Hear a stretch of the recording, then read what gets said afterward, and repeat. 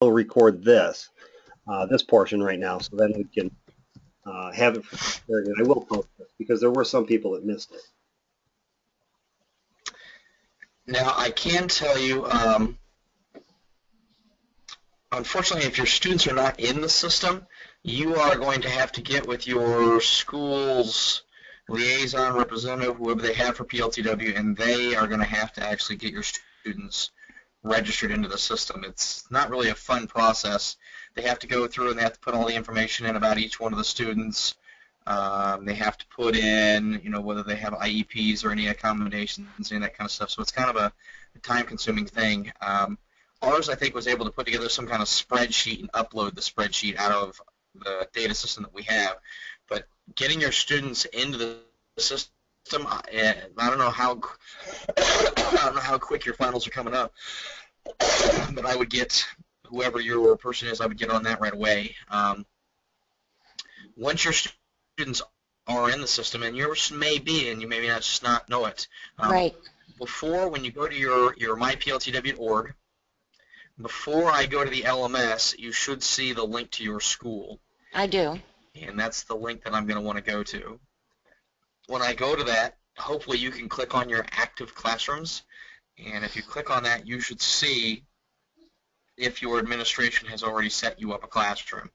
If I go to View and Manage, and then I can see right now all of my SIM students. I can transfer them to another teacher if I had them first semester and they have them second semester, or I can drop somebody that's no longer at our school or is no longer in our program. If I try to add a student, from what I understand, it won't actually do anything. It'll just send information to whoever this administrator for you is going to be, and they actually have to do all the enrollment. Unfortunately, we had some teachers not too long ago that were unenrolling some of their students that were struggling in their classes, so they did not have to take the final. So all of that has to be done by somebody that has administrative power. Okay. So that's going to be your step one. Step one is saying that you have a class, and if you do have a class, so the second step is going through and actually verifying that all of these students are actually current. They may have set it up from first semester, and you may not have some of them anymore.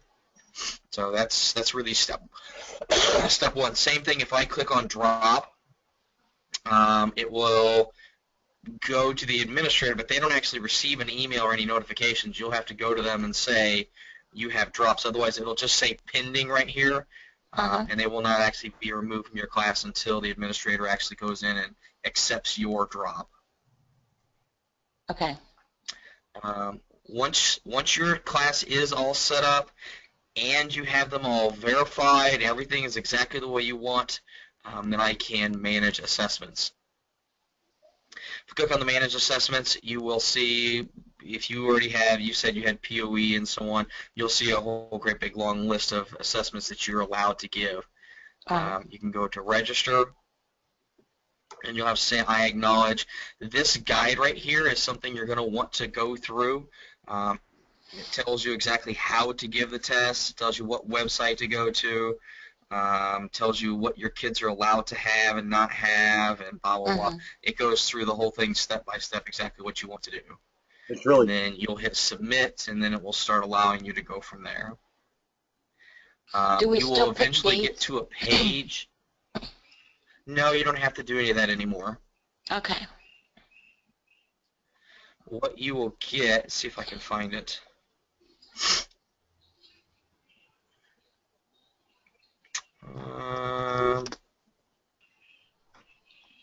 There's drop, there's transfer, register. Okay, so here, once you go on to that, actually getting your assessment set up, you will receive these. It's actually 1 8.5 by 11. It will have all of your students. It'll have a website, and it will have a code. And you cut those out and you give them to the students, and that's really all they need. So you don't have to set up. I don't remember setting up a time or a date or anything last year, not like we used to have to do.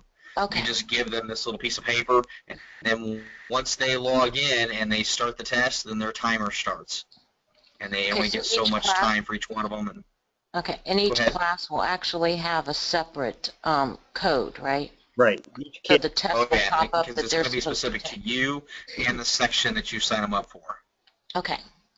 Like this one will be for the practice test. It's not really a test. It's just an opportunity for you to put the kids into the system, make sure everybody can log in, give them an opportunity to see the environment so they can kind of click around, see how to bookmark questions, how to skip questions, go back and forth, that kind of stuff. I usually do that 2 or 3 days before we give our test, just to make sure that everybody's at least in there doing what they need to do. Okay. We use it as a troubleshooting device too to make sure that the rooms that we're giving the test in, we have a lot of connectivity issues. And Uh-huh. give the practice test, and we're like, okay, yep, that works in this room, or no, it doesn't work in this room. Okay, is that the one that's only like 5 questions or something? Correct. Yeah, so they will see this. They'll type in their test code, and as soon as they do that, it'll ask them to fill out this form. They'll put first name, last name, date of birth, blah, blah, blah, and then it will give them the couple questions, and they'll go through. Okay. This tells you about stopping situations if you had to have power outages right there, student illness. I mean, this really is your. Guide. Oh, I didn't realize that's there. And this is your answer key for the majority of the questions that you're going to have. Okay. This section here we showed last week. Now I got to remember how to get to it. LMS. And I had to unhide this one. I don't remember hiding it, but apparently I have. Project Gateway I PLC. have a whole bunch of LMSs. So right now I can't see all of them, and the one I want to see I can't see. And it says view or customize, and now I have 23 of them. Yours may just show up right away, but the one you want is No, the I one have to that go to that to open says, mine up too. I want the one that says, now why am I not seeing it again? It said there were 2 that was PLE. hidden or something. Project Gateway PLC, buddy. Down. Project Gateway PLC. Up. Up. You just went over it. Keep going. Right there. Oh, there Right it is. there. So PLTW, PLC, that's the one that you want to go to. Okay. As soon as you open that up, that's going to be generic for all of your classes. You have the engineering ones, Mm-hmm. and if I scroll down, I have assessment, a video, how to take the assessment practice test, how to get the codes for the practice test. The engineering formula sheet right here is the one you're going to Yep, want to I've print for seen your that. students. Mm-hmm. And then if I go a little bit further down, I can see the content map.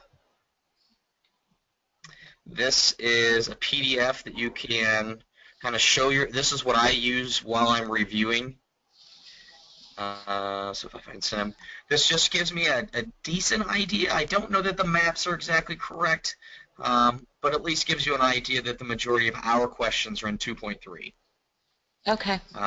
Shows you don't have any questions from 4.3. You have 1 or 2 questions from 4.1 and 4.2. A handful of questions in the 3s and the 1s, but the majority of them are all from 2.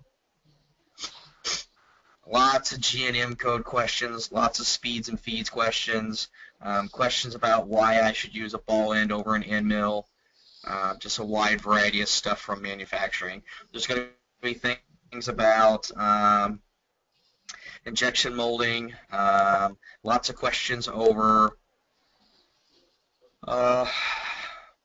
I'm starting out with a liquid and a photosensitive liquid, and I'm prototyping which process is it. So kids need to kind of know the difference between FDM, laser sintering, stereolithography, and so on. That's really all 2.1.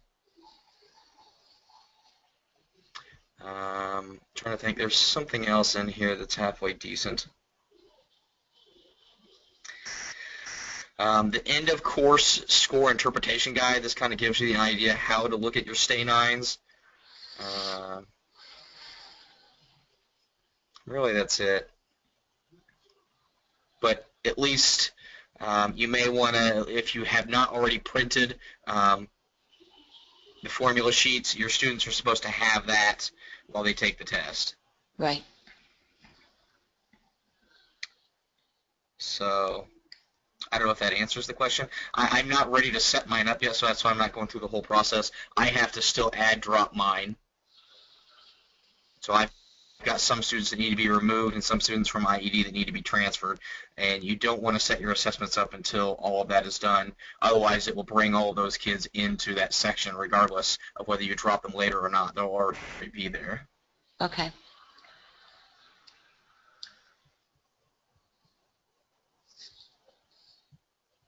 Okay, good question. Anything else? I think my other question was like, which areas are they really going to focus on? But I know how to get to it now.